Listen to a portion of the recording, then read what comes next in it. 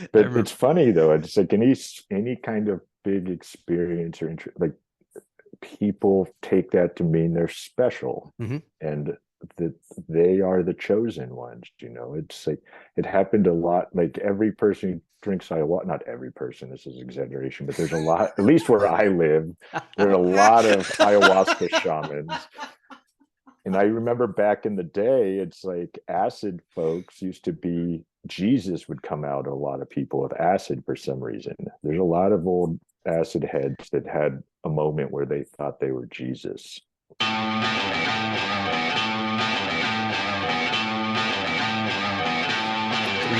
2, 1. Ladies and gentlemen, welcome to another episode of The Way of El Marco.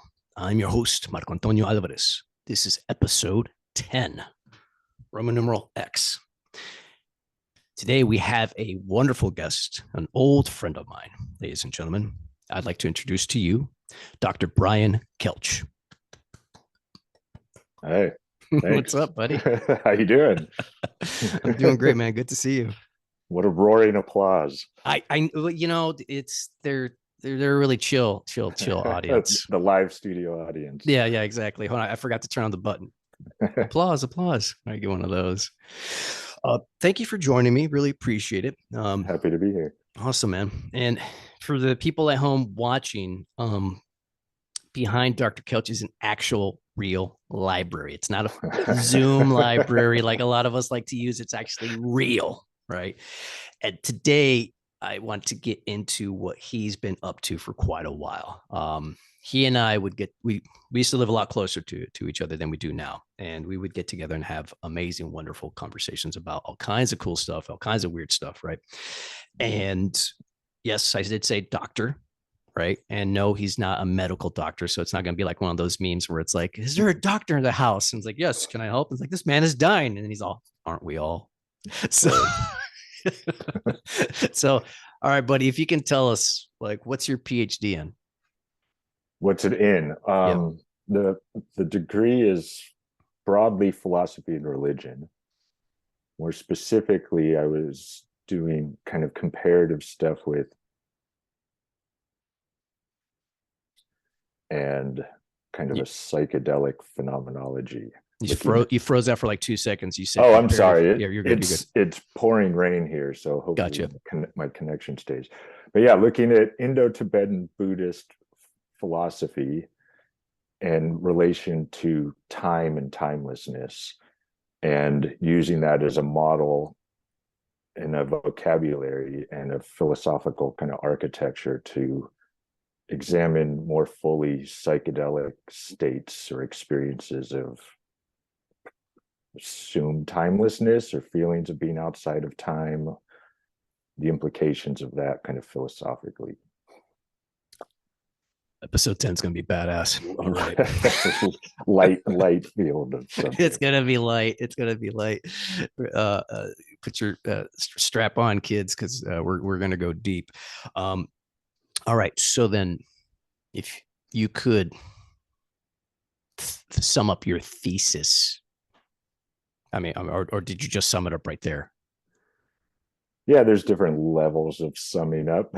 I mean, the title is one short summary, then it goes to the kind of the intro abstract, and it's the like it just kind of expands throughout it. So I had to deal with this a lot when I had to defend my dissertation because it's like 300 pages or something like that that I had to give a 40-minute talk on, Oh, wow. which was fairly impossible to kind of sum up all of that. But yeah, it's basically a lot of high dose psychedelic experiences, and it's very commonly reported of feeling timeless. And mystical experiences all have had that too. They've had these like 10 traits of mysticism back in the 60s when they were studying all of that. And they kind of slipped in these qualities of being like ineffable, like not being able to speak about it, or Mm.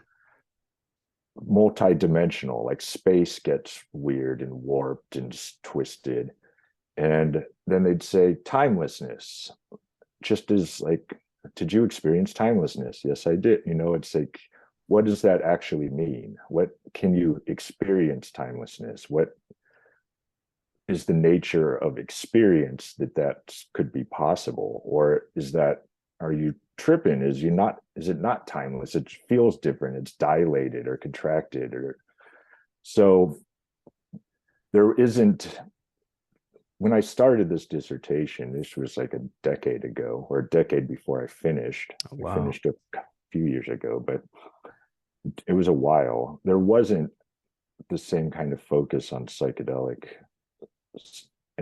as there are today. Mhm. There's, once it was kind of banned in the 60s, or back then, it was, all the research on it stopped. And there wasn't really even a lot of research at the time, then or now, on any philosophical aspects of psychedelics. It's a lot of medical models, what's happening in the brain, where do they go, like where do the molecules bind, all of that, Right. which has been studied to death. But nobody's talking about the most interesting thing about these things is your experience, like how weird and mystical and profound and terrifying and powerful that this can be, what these things are.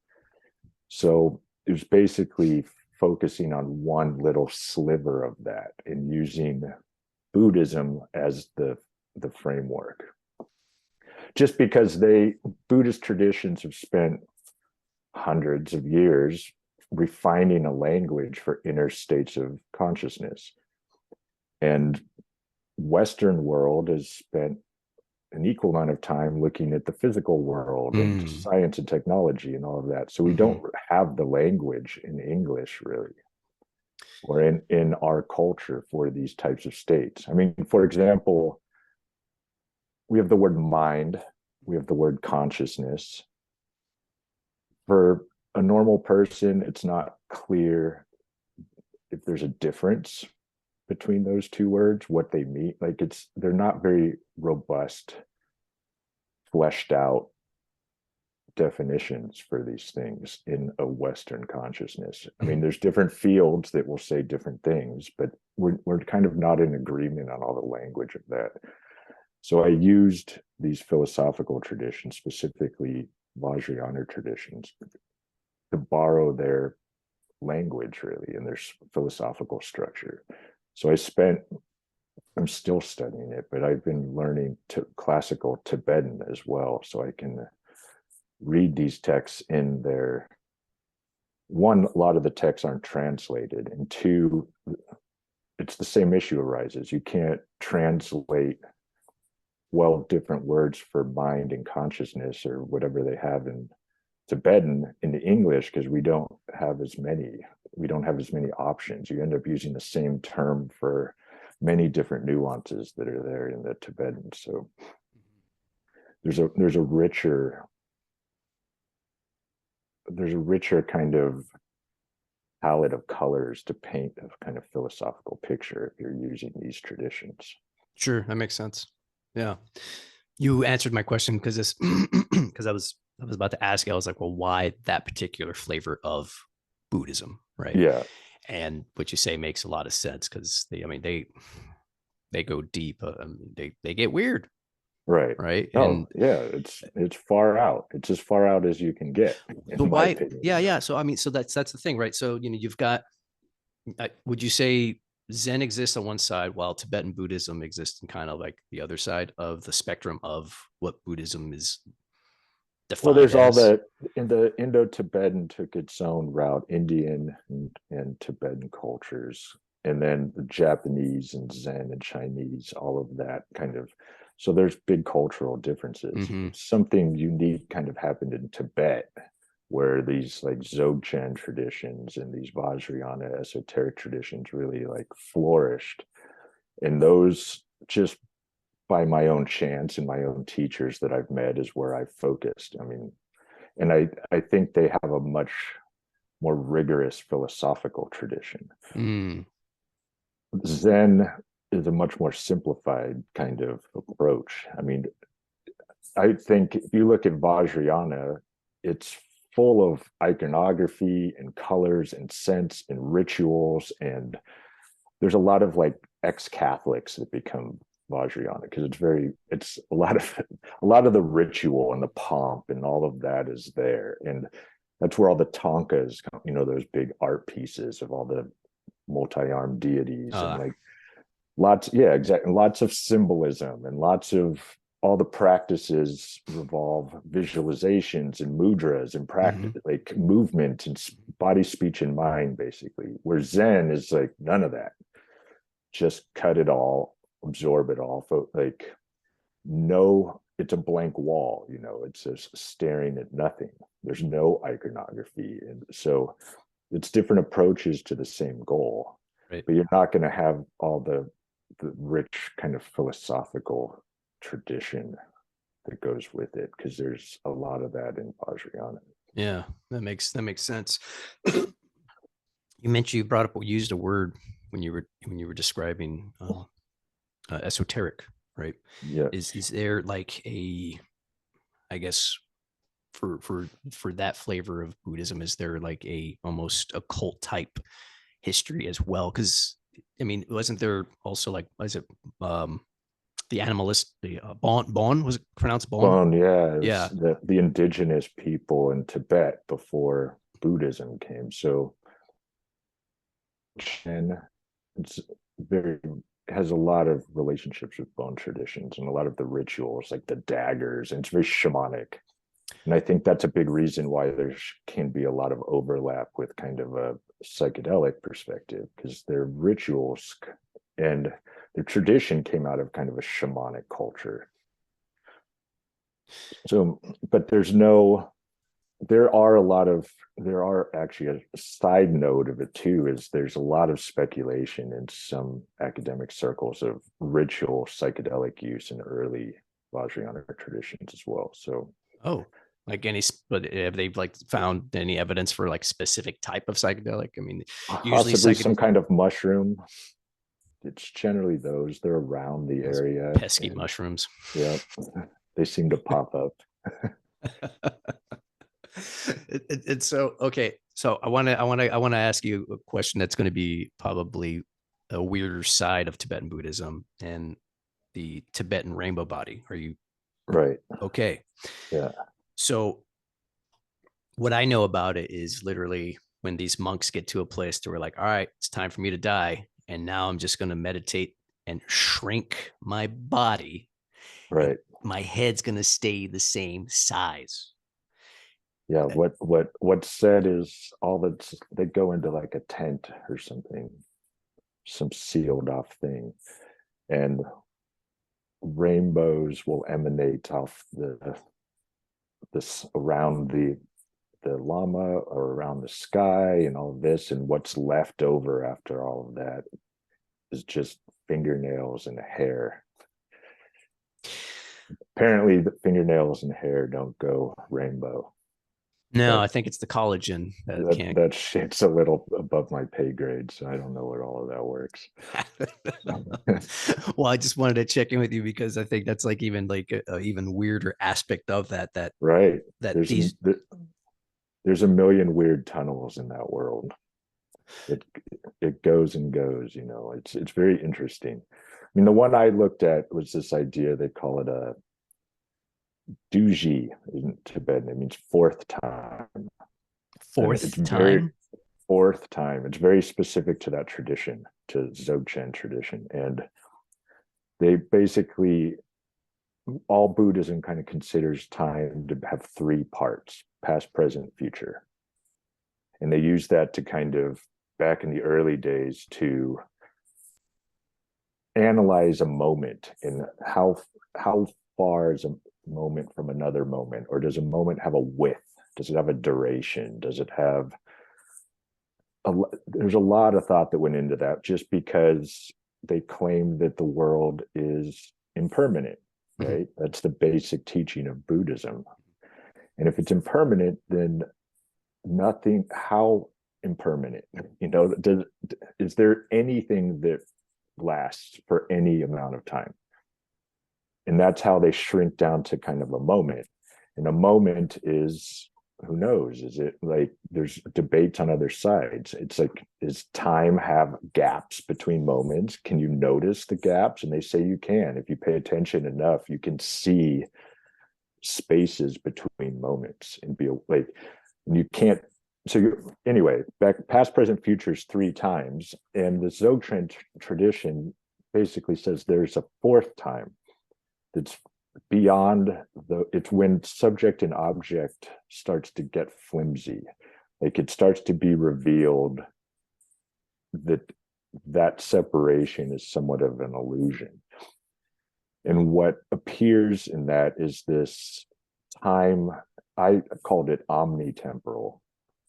And atemporal would be considered no time, like your stillness, you're unconscious, you're knocked out, something, no experience is happening, no sense of time, just blackness. But fourth time is this time that's open and full of all time is co-present in a way. It's kind of a simultaneousness of the past, the present, and the future at the same moment. Like you have access to all times. And that is what I saw as an extremely kind of psychedelic perspective. Sounds psychedelic. Yeah. And it's the closest I've ever seen anybody write in a rigorous way about those kinds of states, those kinds of psychedelic states. They weren't talking about those, but it lined up pretty clearly with my experiences. Yeah, and interesting enough, there not many people have studied fourth time in Buddhism at all. So there's a lot left there to uncover. People want to go farther. It sounds like there's just a lot of room for inquiry in these areas because, like you mentioned earlier, there's just they've, at least in the West, they've studied to death the physical mechanisms. Right. Like you're mentioning, like the molecule is going to attach to here and this is what happens, blah, blah, blah, blah, blah. But as far as just the like, for lack of a better term, the weird stuff, the psychedelic, it's like the whole, it's like wild, wild west almost, but only to us, but not necessarily to those who have been practicing it for how long now? 1,000, 2,000 years, something like that. With psychedelic plants. Oh, well, I'm just as far as Tibetan Buddhism. Yeah. Tibetan Buddhism. I mean, depends on who you ask. Isn't it always the case, right? I mean, within the tradition, they're like forever. They're like Buddhism always has been around. Right. On all other star systems and other dimensions and everything, there's a Buddha in every realm, they say. That is okay. So that, all right, let's go there. That's a good one. Right. So, that talks about life on other planets, life on other galaxies, right? Like that whole idea of Buddhas being in other realms. So, when you're talking about other realms, we're talking about like the Deva realms and all the, just basically the Buddhist, the cosmology of Buddhism, right? Mm-hmm. And how you can exist in all these different planes. So what I'm curious about first, let me just ask this question. Okay. How do you define karma? Karma. Well, it's just any intentional action of your mind or your speech or your body leaves a residue of that intention, good or bad. Good is good karma, bad karma, and that causes something else, which causes something else, like it's a chain that goes on forever. Mm. And enlightenment is described as getting out of that. Mm. So it's not, it's even getting out of the creating good karma. It's you're outside of that intentional chain of cause and effect. So it really does tie into the time thing as well. It's this endless stream of everything we do, everything we think, everything we say ripples forever. And those consequences are karmic residues that carry along in our body, in our speech, and in our mind. Like Do you believe in the concept of forever? Well, Because from a Western point of view, there's this whole idea like, there's Big Bang, and at some point there might be a big crunch or a yeah, big something, or it just might go fizzle, and then everything gets sucked into black holes. And then within those black holes, right? right. I'm curious on your perspective with the work you've done, the places that you've gone, in inner space and things like that. Like how do you view, how do you view things through the eyes of Brian Kelch when it comes to like the nature of the universe? Well, I mean, forever it's a weird statement because I, before I studied all this philosophy, I studied pure mathematics and Oh, I did my undergraduate degree in that. And for infinity, like infinities, forever, like there's forever between every two moments, I mean, there's nested fractals of forever. So, but we seem to be a weird still point in the middle of all of that, as far as us apparently. fleshy Yes. And fleshy where, beings. Yeah, yeah, yeah, our looking out, yeah. our center of a mandala, our senses seem to extend out, not forever. We're kind of in the middle of a thing with a very limited kind of reach into this forever world, but we're like a weird standing wave in the middle. And it's an interesting place to be because it's almost too much possibility. In which direction in that forever do you go? And I think that's the difference with these kind of Indo-Tibetan traditions. They went inward. They focused that forever to look in where the source of that awareness is. Like, instead of looking out and trying to measure this thing, this phenomenal world, they want to look at the thing measuring or the thing that's paying attention to that. Like, how far does that go? You're talking about the observer. Yeah, Mm-hmm. the awareness, or Mm-hmm. what's aware of the fact that you want to be aware. Like Mm. if you're like, I'm going to look at my awareness, what is it that's wanting to look at your awareness?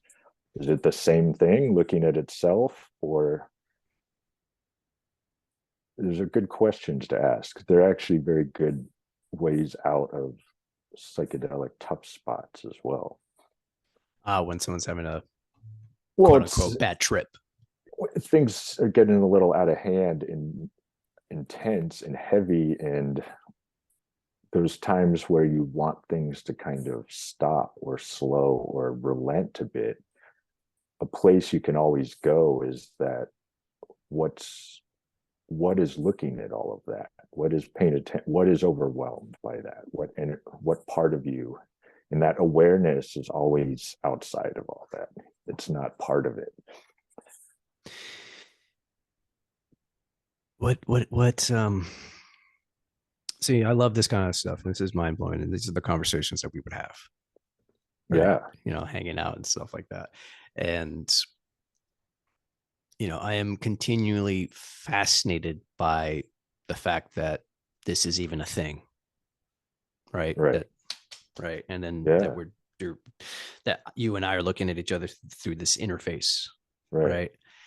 And that's, so, that's why we get along, I think. oh, for sure, for sure, for Because we're sure. both, not everybody's fascinated by that. No, no, dude, people are just, I don't think about that. Yeah, it like freaks them out to even turn their mind even somewhat close to that direction.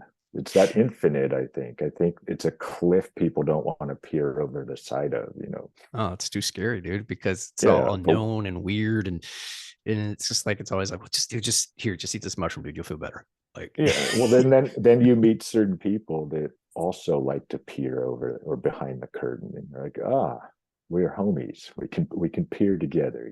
It's not always a comfortable experience, but it's the most worthwhile thing we can do.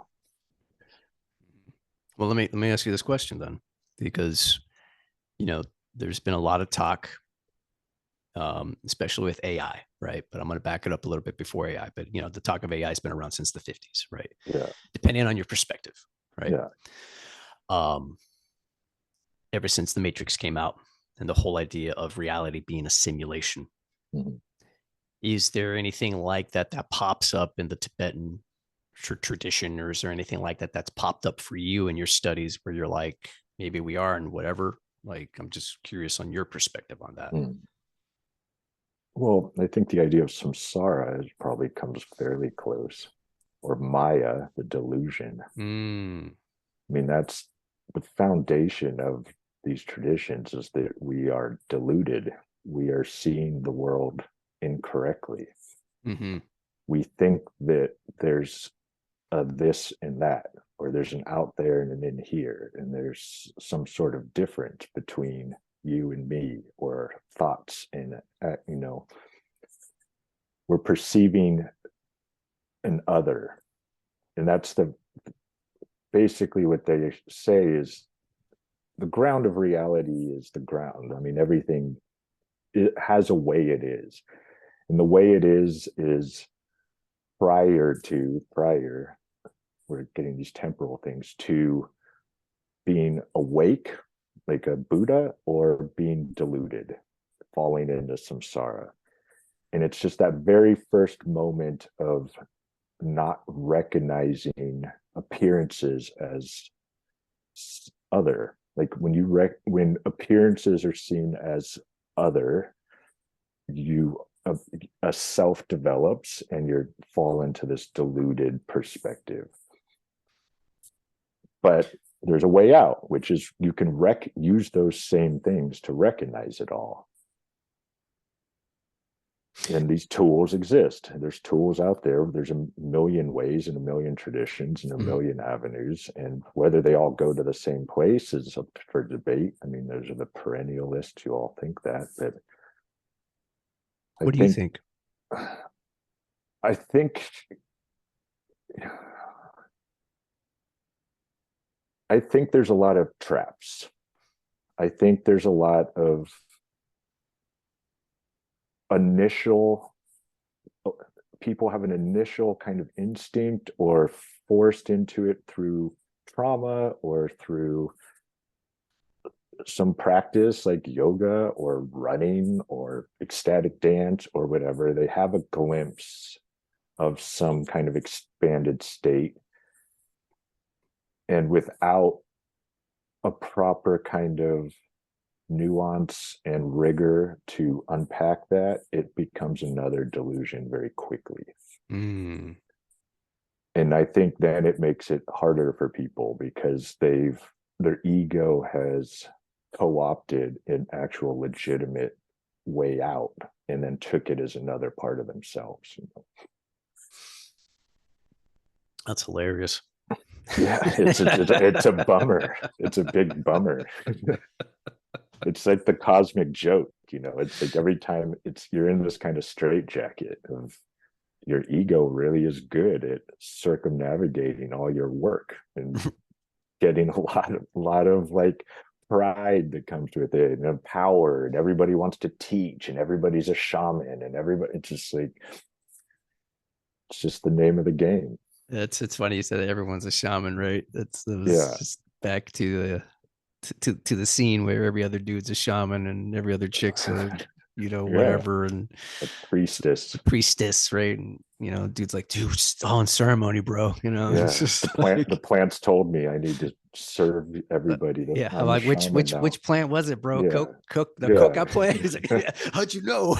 Yeah. I But remember. it's funny though, it's like any kind of big experience or like people take that to mean they're special, Mhm. and that they are the chosen ones. It's like it happened a lot. Like every person who drinks ayahuasca, not every person, this is exaggeration, but there's a lot, at least where I live, there are a lot of ayahuasca shamans.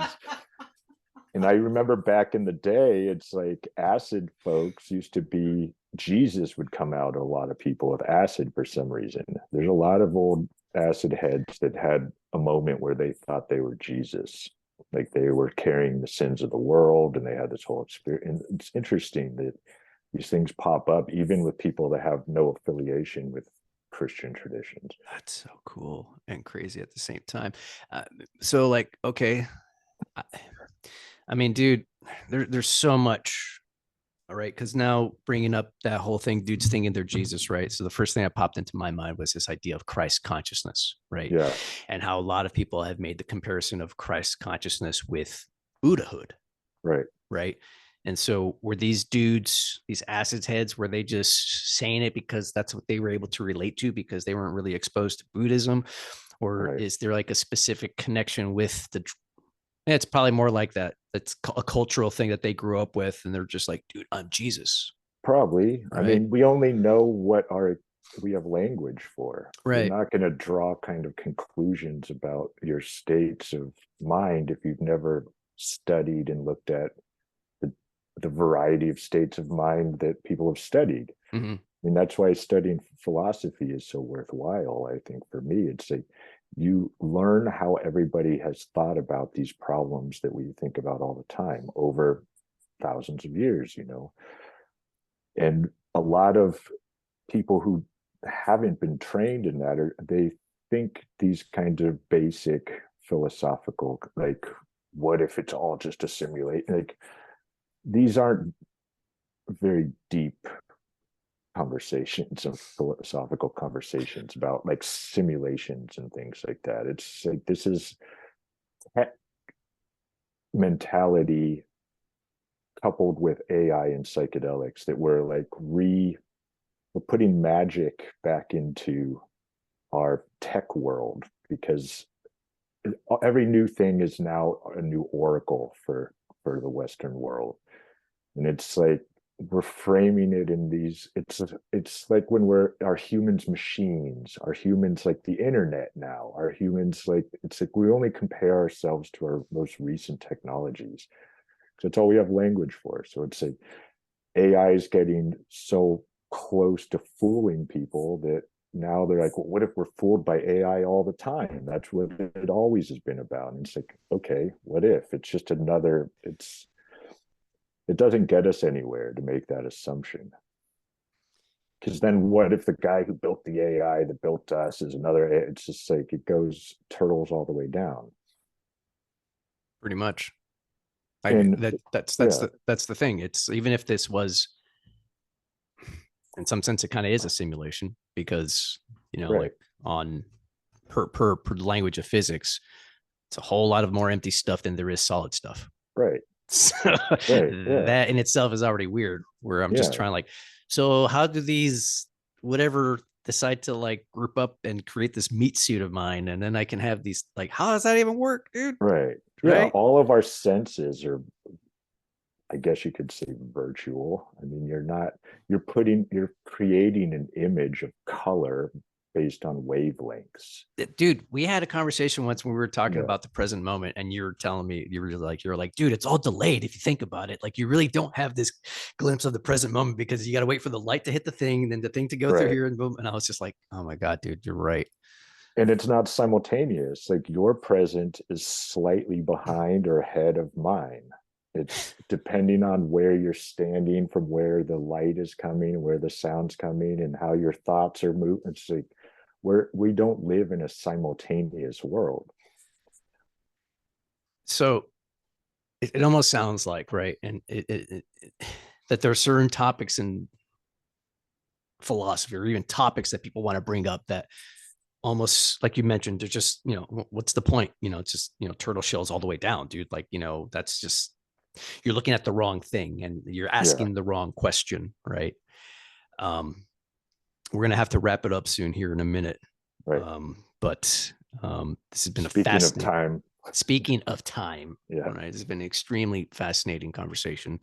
We're definitely going to have to bring you on the show again for a longer episode. Um, I want to end it off on well on another weird point with we were talking about it earlier before we started and talking about transitions, yeah, right? And you mentioned that we're always in transition, and so it's like with your work with psychedelics, with your work with philosophy, and even bringing it back to mathematics, right? And then also now with Tibetan Buddhism, because from what I can gather in our conversation, and it makes sense, is that they did the opposite thing of what the Western world did, say, Isaac Newton, Galileo, and just like, we're going to measure the world out here. Well, the Tibetans were like, actually, no, we're going to measure the world in here. Right. In your estimation, what is, well, I'm just going to say it flat out. What is death? The horizon of which we can't see past. Yes. Do you think that, well, fuck. I'm not even going to ask that question. That's guys. Just, the universe is like, nope. Nope, not today. We're going to save it for the next the episode. Great buzzer from the sky. We're going to save it for the next episode. Oh, man, that was great, buddy. Thank you so much, man. Yes, it's a pleasure. Yeah. I look forward to talking to you again. Yeah, dude, we're definitely going to do this again. Yeah. Time to close this show off. Ladies and gentlemen, that has been the 10th episode of The Way of El Marco with our guest, Dr. Brian Kelch. Thank you. Thank you, buddy. Really appreciate it. That was fun. Yeah, hell yeah. All right, folks, make sure to subscribe wherever the button is. Tell your grandma. I'm sure she's going to love this episode as well. And we'll be seeing you on the next one. Thank you so much.